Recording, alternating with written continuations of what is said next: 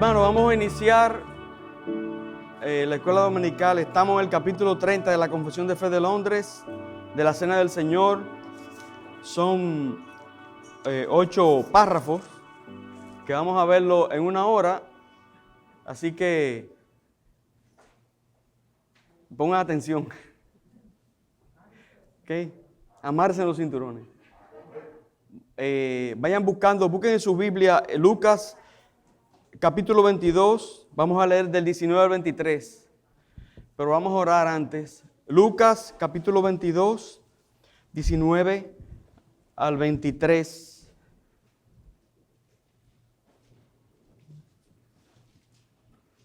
Vamos a orar, hermanos. Señor Todopoderoso, que estás en el reino de los cielos, venimos en este día delante de tu presencia a pedirte, Señor, que seas con nosotros en todo lo que hagamos. Mira, oh Dios, nuestra debilidad, Padre. Mira, oh Dios, nuestra incapacidad para hablar de las cosas tuyas, Señor. Necesitamos de ti en todo, Padre. Gracias te damos por los hombres que intervinieron escribiendo esta confesión de fe, por los hombres que en la historia la han comentado de manera efectiva, Señor. Gracias porque han sido dones tuyos para tu iglesia, Padre. Y Padre, bendícenos, que tú seas glorificado en todo en Cristo Jesús. Amén. El párrafo 1 de la Confesión de Fe, capítulo 30 de la Cena del Señor, dice así: la Cena del Señor Jesús fue instituida por Él la misma noche en que fue entregado, para que se observara en sus iglesias hasta el fin del mundo, para el recuerdo perpetuo y para la manifestación del sacrificio de sí mismo en su muerte, para confirmación de la fe de los creyentes en todos los beneficios de la misma, para su alimentación espiritual y crecimiento en Él, para un mayor compromiso en todas las obligaciones que le deben a Él y para ser un vínculo y una prenda de su comunión con Él y entre ellos mutuamente. Lucas capítulo 22, versículo 19 al 23 dice así: y tomó el pan y dio gracias, y lo partió y les dio diciendo: esto es mi cuerpo que por vosotros es dado, haced esto en memoria de mí. De igual manera, después que hubo cenado, tomó la copa diciendo: esta copa es el nuevo pacto en mi sangre, que por vosotros se derrama, mas he aquí, la mano del que me entregue está conmigo en la mesa. A la verdad el Hijo del Hombre va según lo que está determinado, pero hay de aquel hombre por quien es entregado. Entonces ellos comenzaron a discutir entre sí quién de ellos sería el que había de hacer esto. El párrafo 1, hermanos, nos habla de la institución de la cena. Y en su institución, las circunstancias originales de la institución de la cena del Señor imparten un gran poder a esta institución en los corazones del pueblo de Cristo. Si la petición de un querido amigo, como dice Waldron, si la petición de un querido amigo moribundo ejercería un poder especial sobre nosotros, ¿no debería la petición final de Jesús antes de su muerte conmovernos mucho más?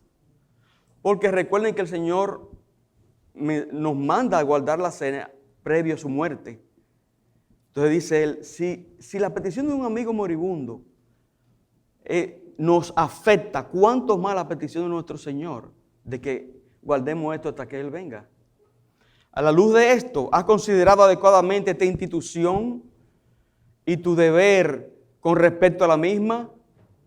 ¿Estás permitiendo que el descuido de ser miembro en una iglesia local te traicione de manera que peques contra este mandato especial de Cristo?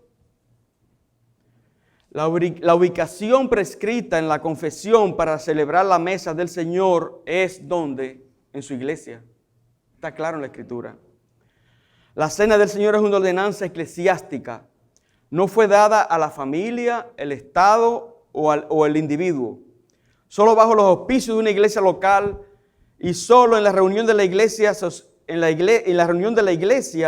es que se observa adecuadamente.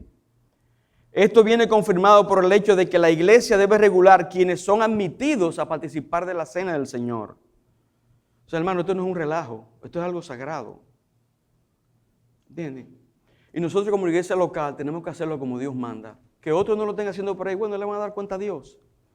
Pero aún mañana nosotros tenemos que mudarnos de Miami y tenemos que buscar una iglesia. Muchas veces uno no presta atención a detalles como estos que son muy simples, pero hermano, son cosas que hablan realmente del tipo de iglesia donde usted se vaya a congregar. Entonces en el párrafo 2 se nos habla, vamos a leer el párrafo 2 de la confesión. En esta ordenanza, Cristo no es ofrecido a su Padre, ni se hace en absoluto ningún verdadero sacrificio para la remisión del pecado, ni de los vivos ni de los muertos, sino que solamente es un memorial de aquel único ofrecimiento de sí mismo y por sí mismo en la cruz, una sola vez para siempre, y una ofrenda espiritual de toda la alabanza posible a Dios por Él mismo. Así que el sacrificio papal de la misa, como ellos la llaman, es sumamente abominable e injurioso para con el sacrificio mismo de Cristo, la única propiciación por todos los pecados de los elegidos. ¿Y qué pasaba, hermanos? Recuerden que la confesión en este punto está batallando contra la enseñanza falsa de la Iglesia Católica de la transustanciación, que ellos enseñan que cuando ellos hacen la cena, el pan se convierte literalmente en el cuerpo de Cristo y la sangre es literalmente la sangre de Cristo. Algo, hermano, que la mayoría de los católicos ni saben que eso es así. ¿Ok? Realmente, y hoy en día eso no es ningún problema en el sentido de que, porque usted le pregunta a cualquier católico que ni conoce la palabra siquiera. Pregúntele, a menos que sea un católico profesante. Pero la mayoría de los católicos ni saben lo que es la transustanciación. Entonces, este párrafo 2 nos describe de una manera negativa, primeramente lo que es la cena del Señor y luego de una manera positiva. Vamos a ver todos puntos en este párrafo 2. Descrita negativamente la naturaleza de la cena del Señor, la confesión afirma que en la cena del Señor Cristo no es ofrecido a su Padre. ¿Está claro eso? Eso es lo que significa Eucaristía. Ajá, para los católicos. Un sacrificio. Ellos creen que Cristo es crucificado otra vez. Sacrificio cruento. No, incruento. Incruento. Por eso la Iglesia Católica, en el centro del rito más importante de la Iglesia Católica es la Eucaristía. Es verdad que muchos católicos no saben, pero los católicos profesantes sí lo saben. Sí. O sea, toda la misa católica va en torno al sacrificio de Jesucristo. O sea, porque imagínense que son gente que piensan que están sacrificando a Cristo de manera incruenta todos los domingos. Sin sangre. Y es una barbaridad. Entonces ellos hacen una cosa que se llama una oración, a través de la oración del sacerdote, eso se convierte en verdadero cuerpo. ¿Y por qué no sabe así? No sabe como sangre, y sabe como, por eso yo pregunté, ¿por qué no me sabe a sangre? Ellos te responden, no sabe así por un misterio, es el misterio de la alimentación. Y entonces tú no puedes masticar ese cuerpo, no se mastica con los dientes, porque si estás masticando el cuerpo, o sea, se deja disolver la hostia en la lengua, una cosa. Miren, hermano, yo me crié en un colegio católico, el Colegio de La Salle, en Santo Domingo, de kindergarten, y todas estas cosas nos las enseñaban, pero déjenme decirle algo. Nosotros como jóvenes nunca, eso era algo tan aéreo, que uno ni lo aceptaba, uno cumplía con lo que había que cumplir para que no te pusieran de castigo o lo que sea. Pero eran cosas que van en contra de la razón. ¿Entienden? O sea, son cosas que realmente, bueno, con decirle que yo a mis hijos ni perdí tiempo enseñándole eso, nunca en la vida. Ellos ni saben lo que es eso, porque nunca, ni ocupé tiempo enseñando cosas así, que realmente son, hasta, perdonando a la persona, hasta estúpidas. Van en contra de la razón humana. Entonces, retomando, la confesión afirma que en la cena del Señor Cristo no es ofrecido a su Padre, ni se hace en absoluto ningún verdadero sacrificio para la remisión del pecado, ni de los vivos ni de los muertos. Muy al principio en la historia de la iglesia, debido a la influencia del hiperliteralismo cristiano y el paganismo supersticioso, la cena del Señor comenzó a adquirir un creciente misterio, reverencia y poder en la mente popular, influenciado por los líderes de la época que creían estas barbaridades.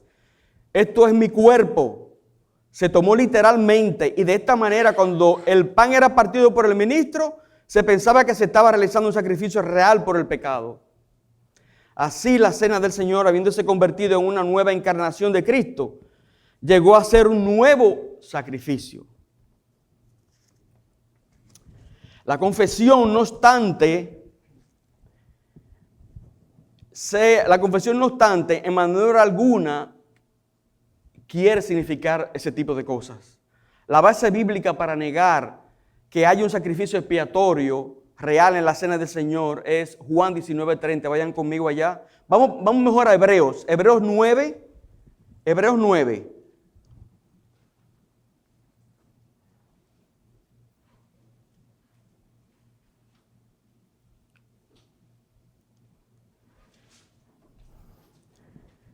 Ustedes saben que hay una cultura dentro del catolicismo, y es que el católico es raro. Hoy en día lo hay. El católico americano es diferente al católico latinoamericano. El católico americano tiende a ser más profesante y lee la Biblia. Pero aún así, lo que dice el cura es la palabra, es lo último. Está por encima de la autoridad de lo que enseña la Escritura. Y muchas veces uno viene con esa cultura del mundo católico romano y tiende a que sea lo que diga el pastor de donde está, y que lo que él cree, eso es lo que yo creo también, y no va a la Escritura. Y tenemos que tener cuidado con esas cosas, hermano. Hebreos capítulo 9, versículo 25. Vamos a leer desde 23. Del 23 al 28 voy a leer. Fue pues necesario que las figuras de las cosas celestiales fuesen purificadas así, pero las cosas celestiales mismas con mejores sacrificios que estos, porque no entró Cristo en el santuario hecho de mano, figura del verdadero, sino en el cielo mismo, para presentarse ahora por nosotros ante Dios, y no para ofrecerse muchas veces, como entra el sumo sacerdote en el lugar santísimo cada año con sangre ajena, como lo hacía en el Antiguo Testamento, recuerden, en el templo. De otra manera, le hubiese sido necesario padecer muchas veces desde el principio del mundo, pero ahora en la consumación de los siglos se presentó una vez para siempre por el sacrificio de sí mismo para quitar de en medio el pecado. Y de la manera que está establecido para los hombres que mueran una sola vez y después de esto el juicio, así también Cristo fue ofrecido una sola vez para llevar los pecados de muchos, y aparecerá por segunda vez sin relación con el pecado, para salvar a los que le esperan. Entonces, estamos claros, hermano, que la Escritura no está enseñando lo que enseña la Iglesia Católica. Yo sé que ustedes no tienen duda en cuanto a eso. Ahora, positivamente, la cena del Señor no ha de considerarse, pues, de forma literalista como un sacrificio. Debe concebirse como algo espiritual y mental, como un memorial. Y miren, hermanos, nosotros tenemos, para que no se nos convierta la cena en algo rutinario, y que inclusive hasta que nuestro corazón no se encienda en el momento de participar de la cena, nosotros debemos hacer un esfuerzo personal, cada uno, en nuestras mentes, inclusive hasta prepararnos antes de venir, desde el día anterior o lo que sea, para que nos sensibilicemos a la obra grandiosa que hizo nuestro Creador por nosotros, y estar sensible en ese momento, recordando lo que Él hizo por nosotros cuando participamos de la cena. Si no, te lo digo porque a mí me ha pasado, si no nos convertimos en venir a la cena como algo muy rutinario y frío, y nuestros corazones no arden por esa realidad pasada, por eso que hizo nuestro Redentor por nosotros. El pastor Wondron dice, que debe concebirse como algo espiritual y mental, como un memorial. Esto significa que el beneficio, el poder o la ayuda de la cena del Señor viene de la manera en que los memoriales pueden ayudar. No mágica o físicamente nos ayuda la cena, sino como memorial, espiritual y mentalmente. Si este es el caso, debemos de estar seguros de que nuestras mentes y espíritus estén intencionadamente ocupados cuando celebramos esta ordenanza. Yo no sé si alguno de ustedes vio la película de La Pasión de Cristo, ¿qué se llama? De Mel Gibson. Miren, hermano, yo vi esa película y cuando yo terminé de verla, a la verdad que logra el objetivo de sensibilizarte a la obra que Cristo hizo en la cruz, lo digo. Pueden tener cualquier defecto que tenga, lo que sea, ok. Pero en cuanto a mover el corazón y tú ver, realmente le digo que hasta uno llora viendo eso. Entonces debemos de hacer un ejercicio en nuestras mentes cuando tenemos la cena. Debemos, dice el pastor Waldron en su comentario, además estar seguros de que nuestras mentes y espíritus están bíblicamente ocupados. Si la cena del Señor es un evangelio visible, un memorial de la obra de Cristo, entonces la cena del Señor jamás debe aislarse de la predicación del evangelio. Tal aislamiento de la cena del Señor huele a una idea supersticiosa de la mesa del Señor que la considera como algo distinto a un memorial. Entonces, de verdad, hermano, que como iglesia, cuando tengamos la cena, debe haber, digo, eso del pastor, pero debemos estar entonados en ese día que tengamos la cena para que nuestros corazones sean, al momento de participar en ella, estén sensibles a lo que Cristo ha hecho por nosotros. Y eso basta de la predicación que se haga en ese día. Entonces, su naturaleza aplicada, ahí mismo en el párrafo 2, a la luz de esto, la confesión afirma que el sacrificio papal de la misa es una abominación, hermano, en grado sumo, porque afrenta el sacrificio de Cristo. No afrenta la eficacia del sacrificio de Cristo, pero afrenta el sacrificio de Cristo, hermanos. Esta no puede ser afrentada. Afrenta su gloria, oscurece el carácter acabado y completo de la obra de Cristo y le roba la gloria al atreverse a al considerarlo repetido. La gloria de la cruz es que en la cruz Cristo satisfizo la justicia de Dios contra el pecado de todo su pueblo y logró su redención de una vez para siempre, como lo leímos en Hebreos. Entonces, hermanos, miren, esa es la aberración más grande que cualquier iglesia promueva, la misa. Uno se ha acostumbrado, bueno, pero es una aberración grande.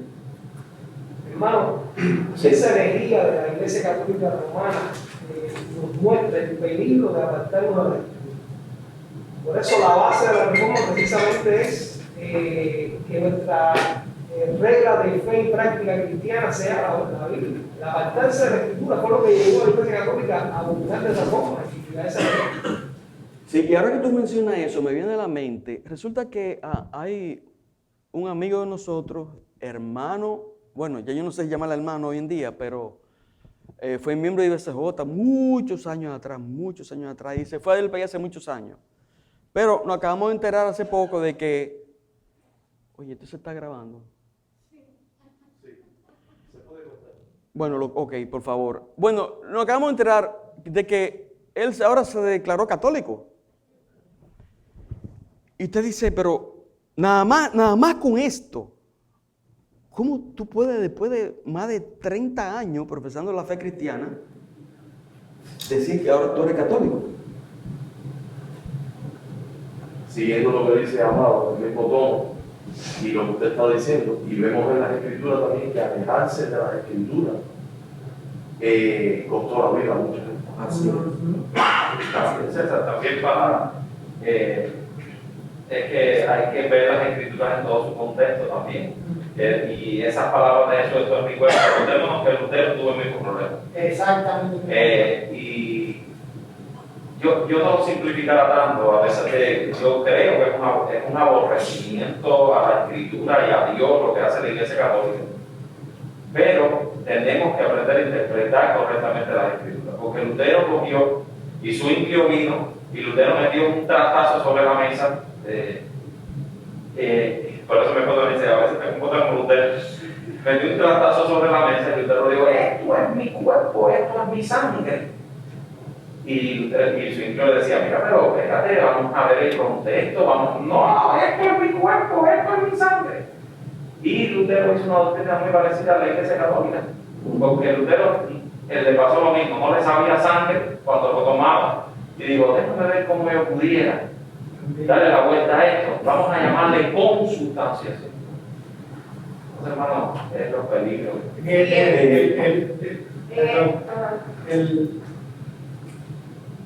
Es verdad que el hermano César nos insiste, y eso es una gran verdad, de que el hombre ha complicado todo en teología.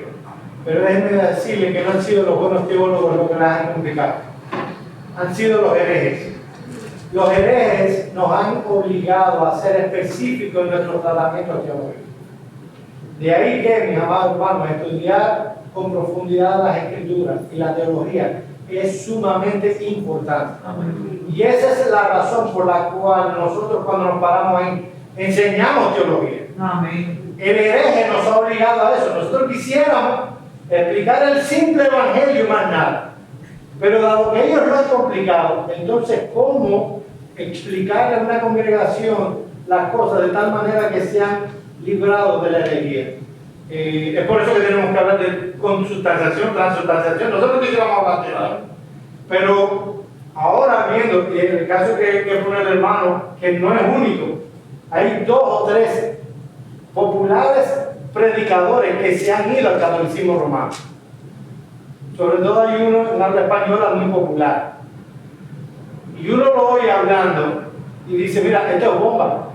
Esto es bomba porque está diciendo mentiras. Y cuando alguien oye a una persona muy, ¿cómo se llama?, carismática, enseñando mentiras, y viene alguien que no conoce su Biblia, que no conoce la historia y el panorama completo, se lo come.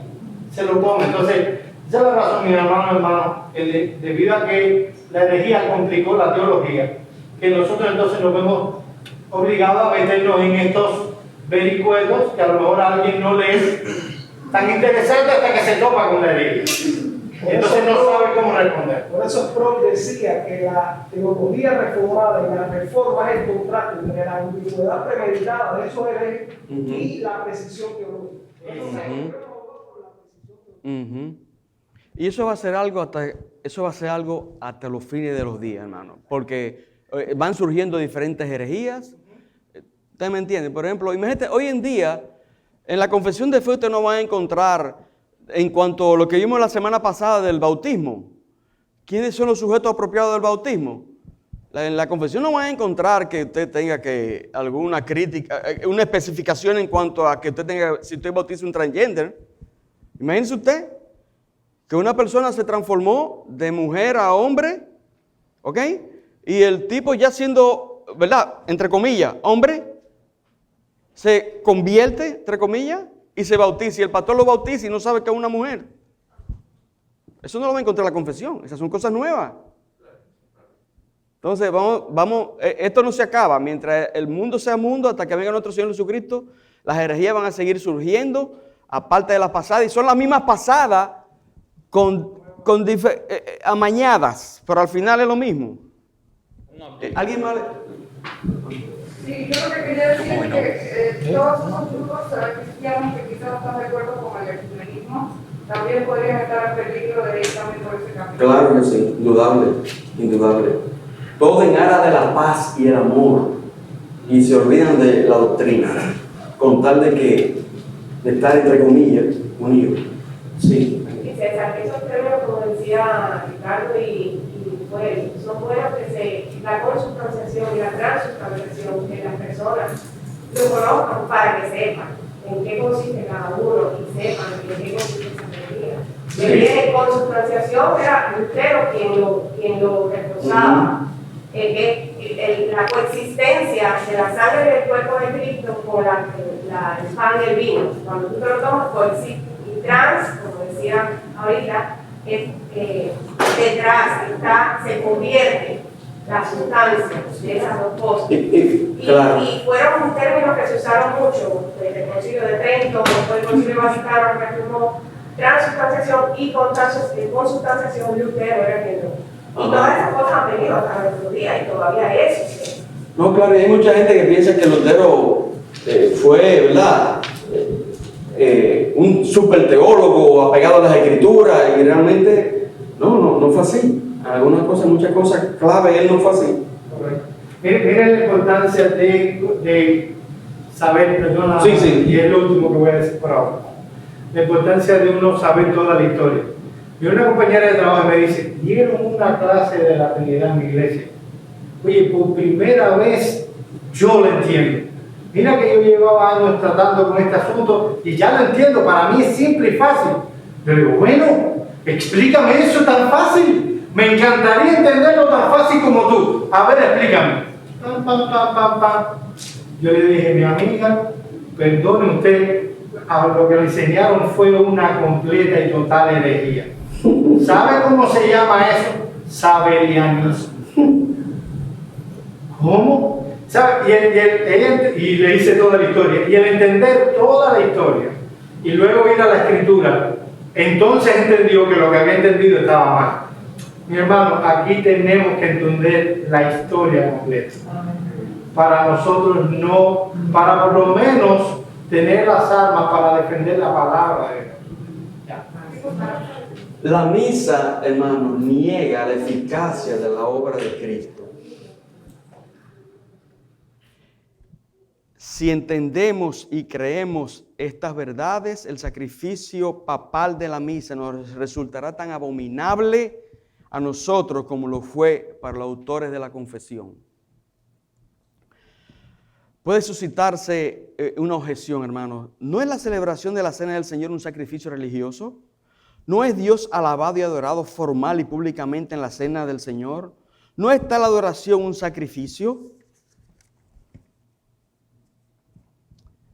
La respuesta a tales preguntas es sí. La confesión misma enseña esto en su afirmación de que la Cena del Señor es una ofrenda espiritual de toda la alabanza posible a Dios. Hay, sin embargo, una diferencia entre un sacrificio de alabanza y un sacrificio cruento, entre nuestra respuesta agradecida y la obra de Cristo.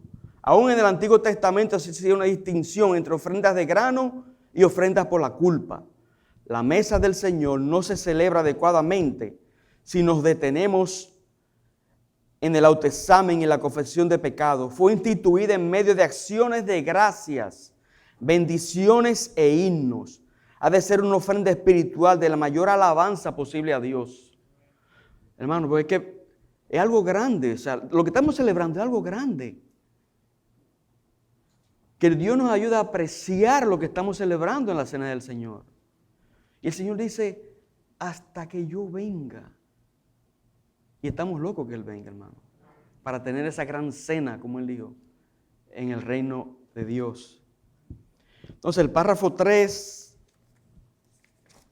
vamos a leer el párrafo 3. El Señor Jesús, en esta ordenanza, ha designado a sus ministros para que oren y bendigan los elementos del pan y del vino y que los aparten así del uso común para el uso sagrado. Que tomen y partan el pan y tomen la copa, y participando también ellos mismos de ambos a los participantes. En este párrafo, hermanos, se nos habla de su celebración. Vamos a leer también el 4. El negar la copa al pueblo, el adorar los elementos, el elevarlos o llevarlos de un lugar a otro para adorarlos, y el guardarlo para cualquier pretendido uso religioso es contrario a la naturaleza de esta ordenanza y a la institución de Cristo. Según la confesión aquí, hermanos, en este párrafo 3, la celebración de la Cena del Señor consiste en 3 actividades principales. El Señor Jesús ha establecido la oración, tomar el pan y tomar la copa. Se dan 3 detalles acerca de la oración. Los que ofrecen esta oración han de ser sus ministros, aquellos que han sido autorizados oficialmente para representar a Cristo y tomar su lugar como distribuidor de su comida para sus siervos. Como mismo en el capítulo 28, este debe ser un anciano o un delegado designado por él. Ha de ser una oración de bendición. Una oración de bendición es una oración de acción de gracias en la que se suplica a Dios que haga el pan que se come como un medio de bendición para nosotros. Toda comida ha de ser así bendecida. Así especialmente ha de buscarse la bendición divina en la cena del Señor. El efecto de tal oración es apartar el pan y el vino de un uso común a un uso sagrado. Suplicar la bendición divina sobre aquello que Dios nos ha dado en su palabra es apartarlo. Y fíjense, hermano, el hincapié de la confesión de que lo que gobierna la iglesia son los que deben ministrar esto.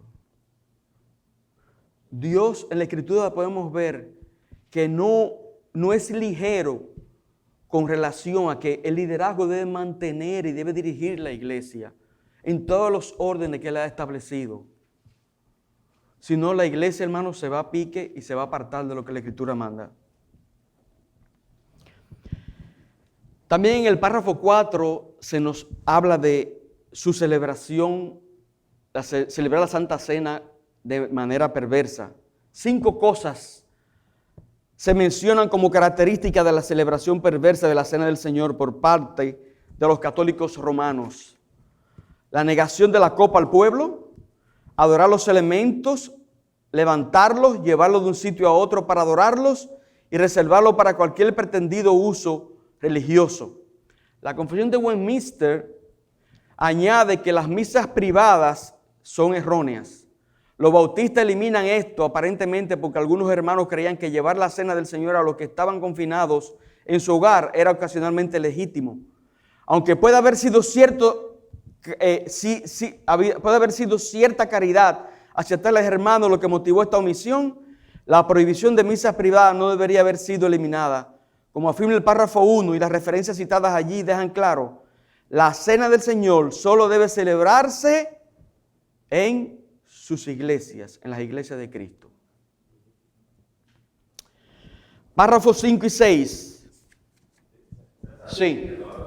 Eso no debieron haberlo quitado, es lo que dice Walter, porque uno no tiene por qué, la cena es un acto de la iglesia, uno no tiene por qué convertir eso, como ha dicho Roberto otras veces en el bautismo, llevar eso a una persona moribunda, ni hacer un acto de la cena privado en una casa, porque al final nosotros creemos que la cena no imparte ninguna bendición especial, ni tiene, por lo tanto no hay ninguna necesidad de sacar eso dentro del contexto de la iglesia para hacerlo privado en una casa, ni bautizar a una gente antes de que se muera, esas cosas no tienen. Eso mismo que dice Ricardo, pero me quiero añadir un peligro que es algo que está pasando en esto de la pandemia, algo que la gente, que se ve mucho, de enviar la cena por correo, enviar a las personas. ¿Cómo? ¿Enviar? La iglesia. Bueno, perdón, las iglesias que se reúnen de manera virtual, muchas de ellas, algunas de ellas, tienen la costumbre de enviar la cena por correo a sus miembros. Eso, aparte de que el error grande de haberlo quitado de la confesión, debilita el concepto de que la cena, como el bautismo, es una administración para la iglesia local. O sea, y otra cosa que en algún momento pudiéramos haber visto, como por ejemplo que en una convención o en una reunión fraternal donde se reúnen muchas iglesias, celebran la Santa Cena, error, cuando la Santa Cena es una ordenanza para la iglesia local, administrada por los ministros locales y para los miembros locales. O sea que el hecho de haber quitado ese detalle es una puerta abierta para cualquier cosa, como esto de la cena por correspondencia, o la cena a los enfermos, o la cena en las cárceles, o la cena cualquier disparate de esto. Y entonces por las implicaciones que tiene, porque hacerlo indignamente incurre en un mal para el que lo hace y para quien lo administra. Bueno, ellos dirán que no está prohibido, ¿verdad? Pero ¿cómo está prohibido? Sí, las personas que se casan también se la dan. Pero mire, hermano, déjeme decirle algo. En este asunto de la pandemia, yo cada vez aprecio más al pastor John MacArthur. Hace 2 domingos, él presentando, dando el culto, yo lo vi en la semana, decía él, ustedes, le decía a su iglesia que estaba full de gente, ustedes quieren saber que nosotros somos el único lugar público abierto en Los Ángeles, reunido, el único. Hermano, esa es la convicción que tenemos de tener. O sea, no podemos dejar que este asunto que estamos viviendo de la pandemia desarticule todo lo que ha diseñado para la iglesia. Y eso de hacer la Santa Cena de esa manera, bueno, pastor, no sé si quiere agregar algo. No, eso para mí es tan fuera de contexto.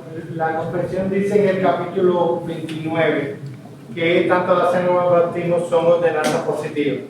No hay la necesidad de sacramentalizarlas.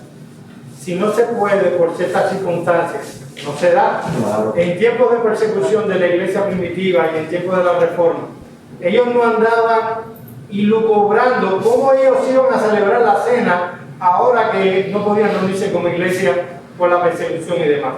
Ellos sencillamente entendían que por el contexto esa no era una prioridad. Había otra prioridad. Perdón. Sí.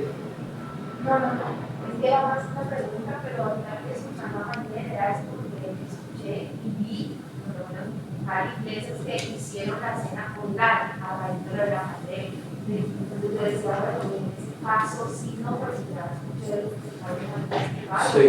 entonces pueden decir, y bueno, nada que ver con eso.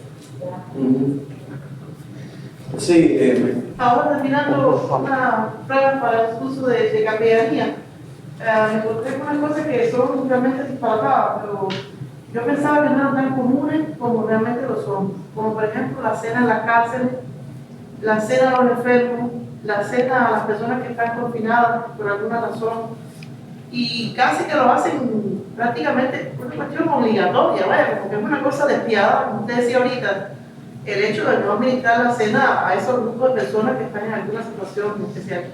Y es increíble cómo en este país los capellanes tienen una fuerza legal, vamos a decir, yo no sé, para mí es algo nuevo, como administrar la cena sin el consentimiento de ninguna iglesia local ni nada de eso. Una cosa loca, realmente.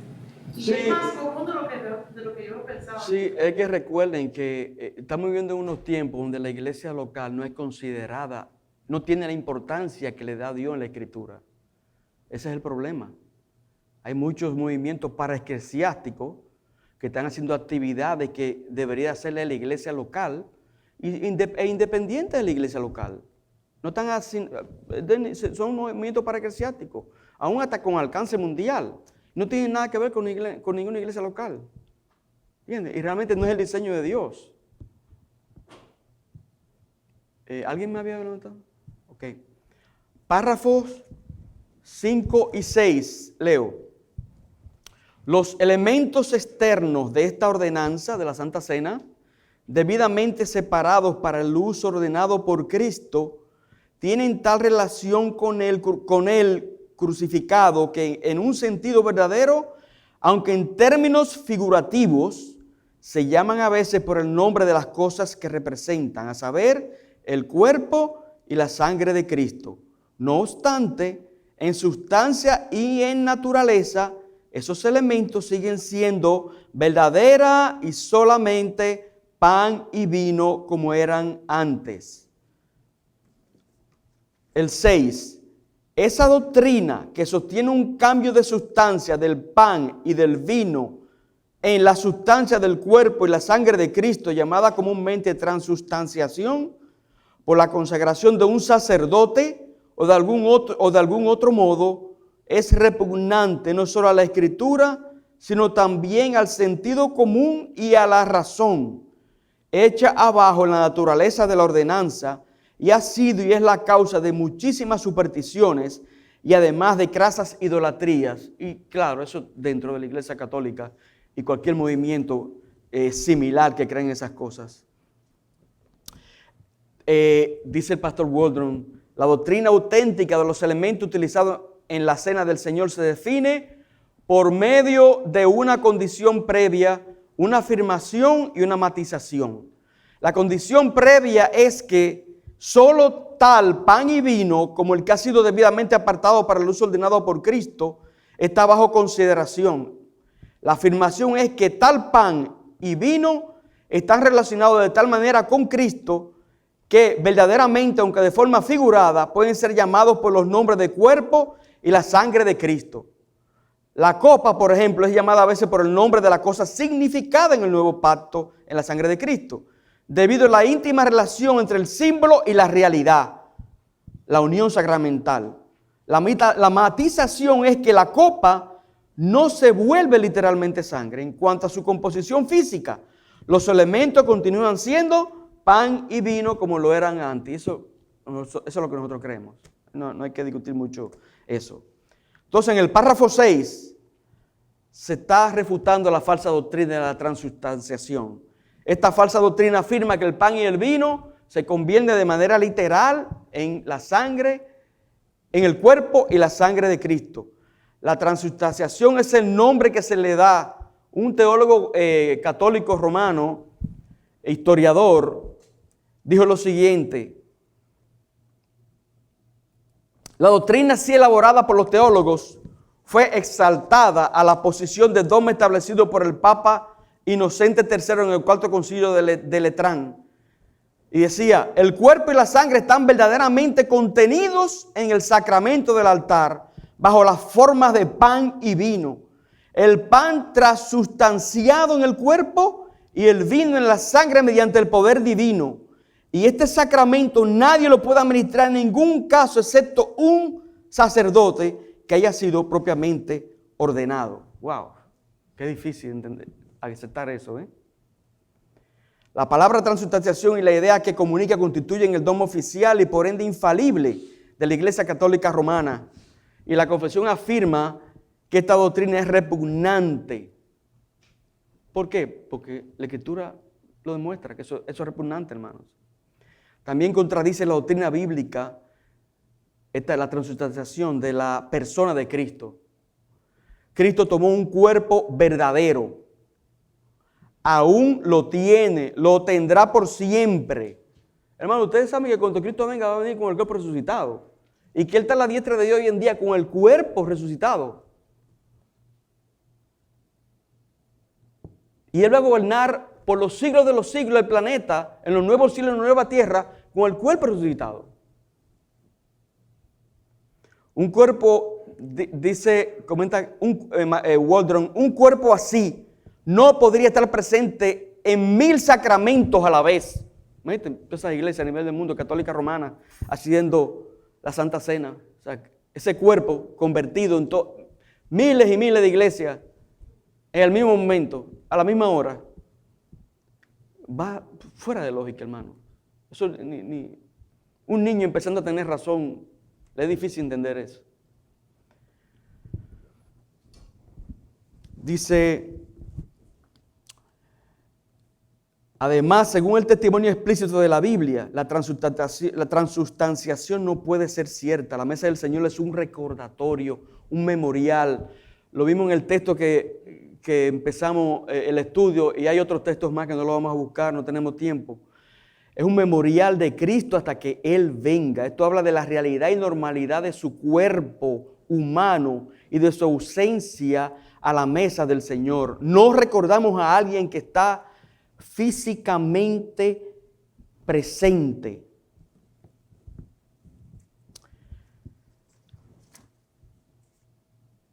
Dos malos resultados de la transustanciación, hermanos, se mencionan en la confesión. Tal enseñanza falsa destruye en realidad la cena del Señor. Los que creen esta doctrina y piensan que están celebrando la cena, en realidad no están celebrándola en absoluto, sino una completa perversión. El segundo mal resultado de esta doctrina es que causa superstición e idolatría. Si los elementos son considerados como físicamente el cuerpo y la sangre de Jesús, se le tendrá una reverencia supersticiosa y por tanto se le hará objeto de adoración idolátrica. ¿Qué es lo que pasa en la Iglesia Católica?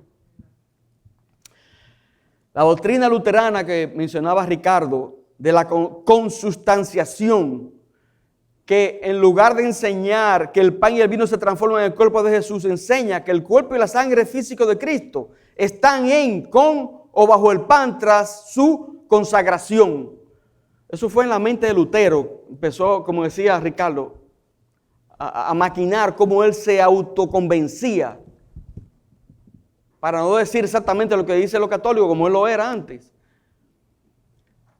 Dice, esta doctrina de Lutero también está expuesta a muchas de las objeciones suscitadas anteriormente contra la transustanciación. Párrafos 7 y 8. Hermano, yo sé que es mucho material para una hora, pero... Sí, Ricardo. Si alguna aplicación pudiéramos sacar de esto, el principal error de la Iglesia Católica es su desprecio a la Escritura, su desprecio a la palabra de Dios. La Iglesia Católica está fundamentada en dogmas papales. O sea, al Papa Inocencio III se le ocurrió un día inventar este asunto de la transustanciación y la Iglesia lo heredó. Después vino Juan XXIII y se le ocurrió otro día. Así la Iglesia se fue conformando. Pero los evangélicos tenemos que tener un cuidado también. Y es que cuando nos alejamos de las Escrituras, cuando nos alejamos de la palabra y ponemos las tradiciones de pastores, de gente que viene todos los días con un invento nuevo, y no lo filtramos a través de la Biblia, nos puede pasar parecido. Sí, claro. Parecido. Sí. La Biblia tiene que ser el centro de la iglesia y los pastores tienen que interpretar las Escrituras, no poner en ellas sus apreciaciones, sus tradiciones o sus cosas, porque yo me he encontrado en iglesias evangélicas que está prohibida la mujer ponerse más de un arete, y uno le pregunta, ¿y en qué base escritural tú ves eso? No, es que nosotros tenemos esa regla aquí, pero es una regla que no aparece en la Escritura. Y los pantalones y la forma de gusto y cosas que uno ve que son. Párrafos 7 y 8. Párrafo 7. Los que reciben dignamente esta ordenanza, participando externamente de los elementos visibles, también participan interiormente por la fe de una manera real y verdadera, aunque no carnal ni corporal, sino alimentándose espiritualmente de Cristo crucificado y recibiendo todos los beneficios de su muerte. El cuerpo y la sangre de Cristo no están entonces ni carnal ni corporal, sino espiritualmente presentes en aquella ordenanza a la fe de los creyentes, tanto como los elementos mismos lo están para sus sentidos corporales. Aquí en este párrafo 7 se nos habla de los beneficios de la recepción digna. Y vamos a ver sus medios, su naturaleza y su base. El párrafo 7 concentra toda su atención en un punto, el beneficio de recibir dignamente la cena del Señor. Con objeto de obtener el beneficio de la cena, debemos participar de ella externamente, pero también por fe. Debemos creer que los elementos realmente representan al Salvador y que al tomarlos como símbolos de Él, nos apropiamos de los beneficios de su obra. Comer espiritualmente a Cristo es apropiarse por fe de Él y de todas las bendiciones del pacto compradas por su cuerpo partido y su sangre derramada. Como se habla en Juan capítulo 6, vayan conmigo allá, Juan capítulo 6, versículos 53 al 58. Juan, Evangelio según San Juan, capítulo 6, 53 al 58. ¿Que lo lea alguien, por favor?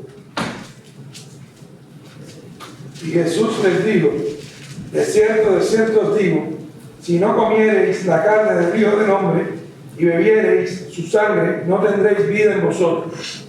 El que come mi carne y bebe mi sangre tiene vida eterna, y yo lo resucitaré en el día postrero. Porque mi carne es verdadera comida y mi sangre es verdadera bebida. El que come mi carne y bebe mi sangre, en mí permanece y yo en él.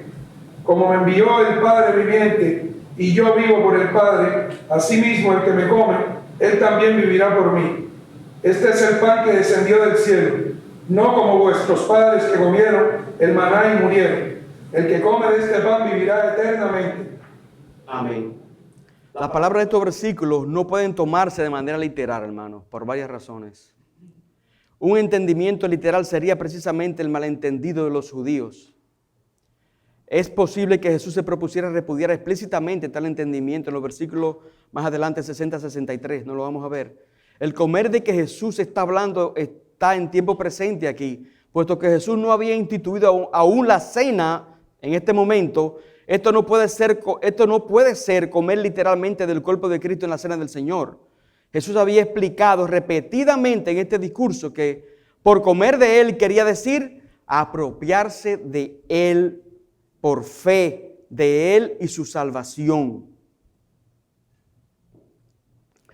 La presencia física de los elementos ante nuestros sentidos es una ayuda especial para el pueblo de Dios, es en hacer real para ellos el cuerpo y la sangre de Cristo, el precio de compra de nuestra redención. Así hacen presente el cuerpo de Cristo, no física sino espiritualmente a los ojos de la fe.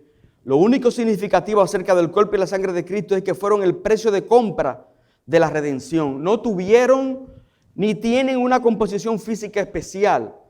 Por eso no habrá ningún beneficio en comerlos, aún así pudiéramos. Y mire, yo vuelvo y recalco, hermano, es tan importante cuando estemos participando de la cena, que en este caso nuestro pastor, que nos lleve, que nos trate de llevar al verdadero sentido del momento. Es muy importante. Párrafo 8. Todos los ignorantes e impíos, no siendo aptos para gozar de la comunión con Cristo, son por tanto indignos de la mesa del Señor. Y mientras permanezcan como tales, no pueden, sin pecar grandemente contra Él, participar de estos sagrados misterios o ser admitidos a ellos. Además, quien quiera que los reciba indignamente es culpable del cuerpo y la sangre del Señor, pues come y bebe juicio para sí. Hermano, eso sí es importante. Hoy en día eso es un relajo. O sea, usted va en cualquier iglesia, le dan la cena, no importa si usted sea miembro, no, nada más que usted diga que usted se convirtió, sin estar seguro si sí o si no. Y, óigame, eso es grande. No lo ven grande, pero la Escritura enseña que eso es grande. Es un gran pecado delante de Dios. En este párrafo se nos habla de la responsabilidad de una recepción indigna por los inconversos y también por los que aparentemente son convertidos. Entonces, por parte de los inconversos, la recepción indigna, las marcas que identifican abiertamente un inconverso se expresan en las palabras todos los ignorantes e impíos. Esta frase señala claramente en la confesión a lo que estamos considerando como abiertamente inconversos. Ninguna persona que sea ignorante del Evangelio y sus verdades básicas puede participar dignamente de la cena del Señor. Sin embargo, usted ve que hay iglesias que llegó una gente de visita, porque yo lo he visto, y no saben, nada más que diga, sí, yo la tomo, y se la dan. Pero en ese tipo de iglesia hay un problema ahí de liderazgo, porque esos hermanos deben ser instruidos para que no hagan eso, ¿me entienden? Ninguna persona que sea ignorante del Evangelio y sus verdades básicas puede participar dignamente de la cena del Señor. ¿Cómo podrían tales individuos recordar a un Cristo que no conocen? ¿Qué están celebrando ellos? No tienen ni conciencia. ¿Me explico? Eso se cae de la mata, como decimos. No hay que abundar mucho en eso. Es un gran pecado que tales personas ignorantes e impías vengan y participen de la mesa del Señor. Violan tanto el tercer como el noveno mandamiento en los asuntos más santos posibles. La confesión no afirma simplemente que sería un gran pecado que tales personas participaran de la cena. Afirma también que los que se la dan están pecando. Así que, hermano, si el pastor no le dijo a usted nada con respecto a eso, usted está pecando, usted es responsable. Y el pastor también. ¿Me está siguiendo? El mismo ejemplo, John dice que Cristo no fue afuera y invitó a las personas que no conocían de él, no tenían intimidad con él, a terminar con la cena. Así es, así es. La base bíblica para esto es, en primer lugar, nuestro deber de impedir, si podemos, que otros pequen e incurran en culpa. En segundo lugar, nuestro deber de no tener comunión con los abiertamente impíos si profesan ser cristianos. En tercer lugar, el hecho de que la mesa del Señor es solo para la iglesia. Estas verdades bíblicas requieren que rechacemos una comunión abierta, que es lo que existe hoy en día en muchas iglesias, hermano. Una comunión abierta. Esta es la práctica de abrir la mesa a todos los que deseen participar. La iglesia está obligada a guardar la mesa de semejante profanación. Si no lo hace, está actuando injustamente. Hoy en día, quizás en los tiempos que estamos viviendo, eso lo pueden catalogar como de discriminación. Gracias, pastor. Hoy en día eso lo catalogan de discriminación. Y lo cierto es, hermano, que va contra la esencia misma de la ordenanza que da el Señor. Esto es mi cuerpo que por vosotros es partido y este es mi sangre que por vosotros es derramada. Así es. Se está especificando que es por aquellos que él específicamente está redimiendo, no es cualquiera. Así es. Esta es la práctica de permitir solo a los miembros de buena reputación en nuestra propia iglesia o denominación que participar de la cena del Señor, a menos que creamos que solo nuestra propia iglesia o denominación es una verdadera iglesia con verdaderos cristianos en la misma. Entonces la comunión cerrada rechaza a los que son dignos a los ojos de Cristo. Estas verdades bíblicas sí requieren una comunión restringida.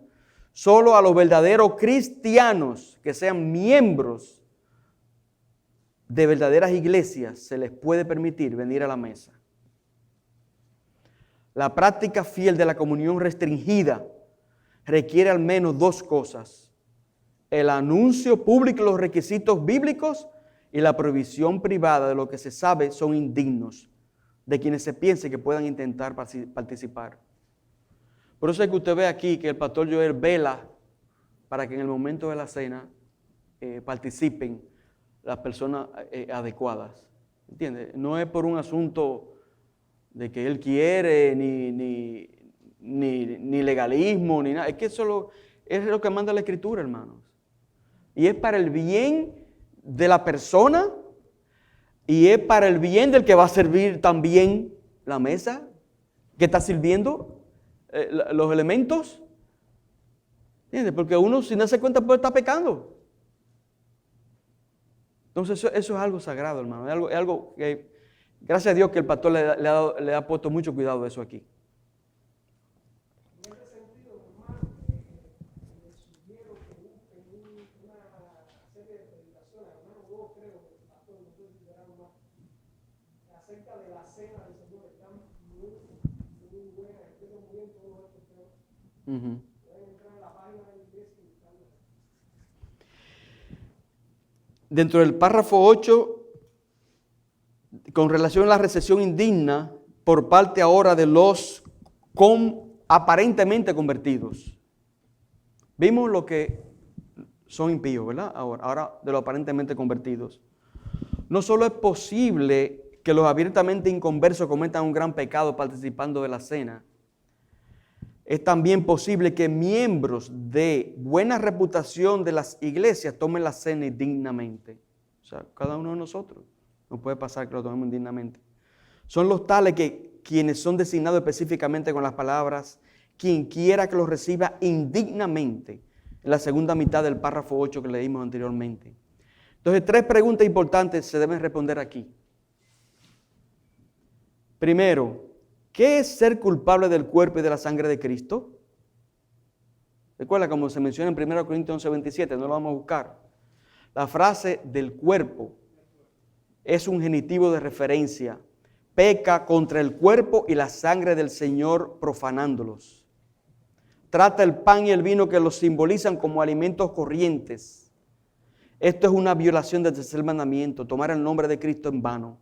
Es tratar los símbolos del cuerpo y la sangre de Cristo como si fueran pan y vino corrientes y no pensar en ellos o actuar con respecto a ellos en consonancia con su santa significación, lo que significan en el momento, lo que están simbolizando.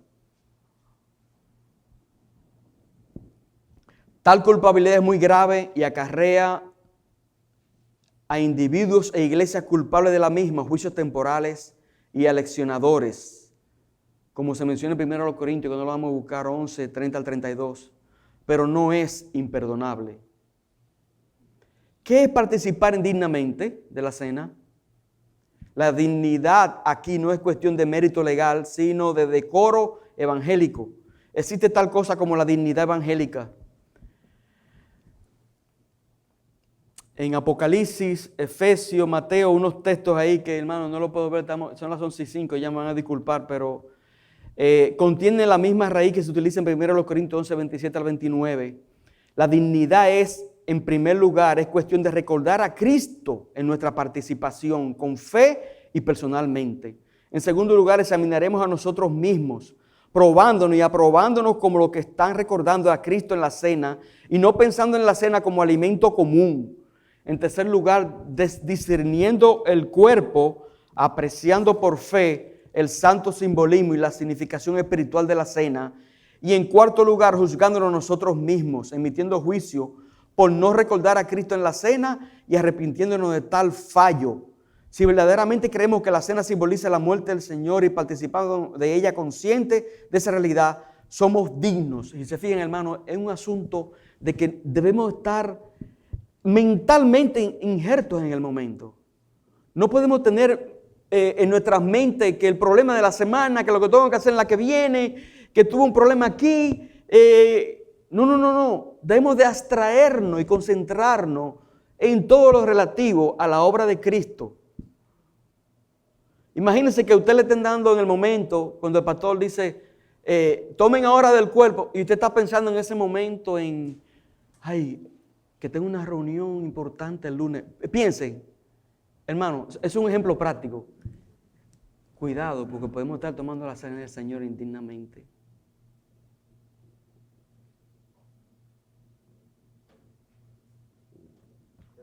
Sí. Nosotros en ese momento estar pensando en lo que pasó, lo que vamos a hacer, como usted dice, sino reflexionar en cuanto a pecado.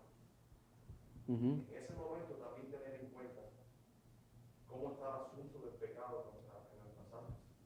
¿Qué hay que arreglar o qué no hay que arreglar? O con uno mismo o con nuestro hermano. Es bien importante. Así es. Entonces, ¿cuál es el juicio en que se incurre? Esa enfermedad temporal y muerte, como se menciona en la Escritura. Tales versículos como este han sido encajados en la idea contemporánea de la creencia fácil y el cristianismo carnal. Han sido utilizados para reforzar su negación de la necesidad de la perseverancia de los santos.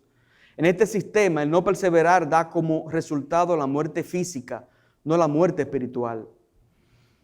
En 1 Corintios 11:30 se utiliza generalmente como el primer testigo. No hay razón para creer, ciertamente una buena razón para no creer que el cristiano puede ser castigado con la muerte, según 1 Corintios 11:30.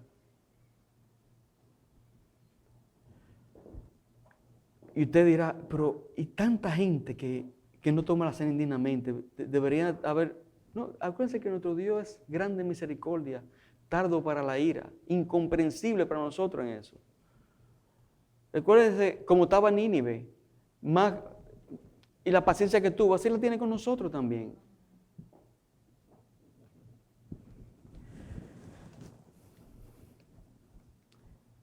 Entonces, hermanos, ¿Cómo se arrepiente una persona bajo el castigo de Dios si Dios lo mata primero por haber comido de la cena indignamente? Si lo mata en un estado impenitente, solo puede esperar ser condenado con el mundo. Castigo, arrepentimiento, no ser condenado con el mundo, estos están inseparablemente unidos en el propósito divino. Un tipo de castigo que mata a los que son objeto del mismo antes del arrepentimiento es bíblico. Es bíblico, hermano. Entonces, llegamos, arrastrándonos, pero llegamos. Son las 10 ya, nos pasamos por 10 minutos, hermano. ¿Alguna pregunta, alguna intervención? Yo sé que fuimos rápido, por necesidad de tiempo, pero el cuarto párrafo a mí por cierta referencia que da aquí, y refiriéndose a toda esta locura del sacramentalismo que se ha dado a la cena y el mal uso, como decía Ricardo y Martín. Y miren lo que dice el párrafo 4, el adorar los elementos, el elevarlos o llevarlos de un lugar a otro para adorarlos, y el guardarlos para cualquier pretendido uso religioso, es contrario a la naturaleza de esta ordenanza y a la institución de Cristo. Y una de las referencias que da es a los 10 mandamientos, en el 4 y el 5. Y mira lo que dice estos mandamientos: no te harás imagen, ni ninguna semejanza de lo que está arriba en el cielo, ni debajo en la tierra, ni en las aguas debajo de la tierra, ni te inclinarás a ellas, ni las honrarás, porque yo soy Jehová tu Dios, fuerte, celoso, que visito la maldad de los padres sobre los hijos hasta la tercera y cuarta generación de los que me aborrecen. Y tú sabes por qué dice de elevarlos, ¿no? Porque la Iglesia Católica eleva los elementos. Sí. Y esa señal es que ahí mismo se convierte en cuerpo. Y por eso yo creo que estas ordenanzas deben hacerse como Dios ha mandado especialmente. Los pastores tienen que tener el cuidado de estar elevando el elemento o de estar dándole idolatrando los elementos de la cena. Yo he visto cenas que yo digo, esto te da católico. Eso es lo único que le hacen cuando una persona está a punto de morirse, que le llaman la interrupción. Fíjate hasta dónde llegan, que ya cuando uno de ellos se va a morir, va el cura y le lleva hasta aquí, hasta el hecho de morir de eso, ¿entiendes? Es algo que es extremadamente idolatrado para ellos. No, y sobre todo nosotros con el contexto católico que tenemos, la mayoría de Latinoamérica, ¿verdad? Cuando vemos cosas así, es una mala señal. Pero César, yo te digo, yo le digo gracias a Dios por Joel, porque a pesar de que nosotros no hacemos las cosas católicas que vemos ahí, eso no quiere decir que sea un relajo la cena. Entonces, Joel tiene cuidado, ojalá esto estuviera, pero Joel tiene cuidado de que nosotros no le demos la cena a él, sino que nos la dé a nosotros. Y él tiene en su mente la escritura, cuando está haciendo esas cosas, que nosotros nos sentemos para recibir la cena de un ministro ordenado y no nosotros se la demos a él. Tiene el cuidado de que él comande a los que van a dar la cena de él la palabra de que ellos den la cena al pueblo. O sea, algo que él tiene cuidado de que sea un anciano que dirija el orden de la cena. Tiene cuidado de decirle a las personas que tengan que no estén preparadas para tomarla, que se abstengan de hacerlo. Esas son cosas que la Iglesia Evangélica tiene también que rescatar. Así es. Y hermano, mire, para terminar, yo se lo digo porque yo lo hacía mucho en el pasado, dejé de hacerlo, pero uno tiene que prepararse para el día del Señor, de verdad, el día anterior, todos los domingos. Pero cuando tengamos la cena, debemos venir más preparados todavía, para poder participar de ella, inmerso en la realidad que nuestro gran Dios y Salvador Jesucristo vivió. Por eso les digo, hagan esto en memoria de mí. ¿Okay? Bueno, vamos a cerrar aquí, hermano, son las 15, ya nos pasamos por ese minuto y por favor, le voy a pedir al hermano Gallego que nos dirija. Señor, te damos gracias en esta hora por la bendición que ha sido para nosotros de que tú nos hayas llamado a salvación. Y no solo eso, sino que nos has regalado tu palabra para ver en ella cada uno de los mandamientos que tú has dejado claros para el hombre. Gracias, oh Señor, por esta iglesia, por tu misericordia, porque es una iglesia que tiene el firme compromiso de vivir conforme pegado a tu palabra. Líbranos, oh Señor, de alejarnos de ella y ayúdanos a vivir para tu gloria y para tu honra. Por Cristo Jesús. Amén.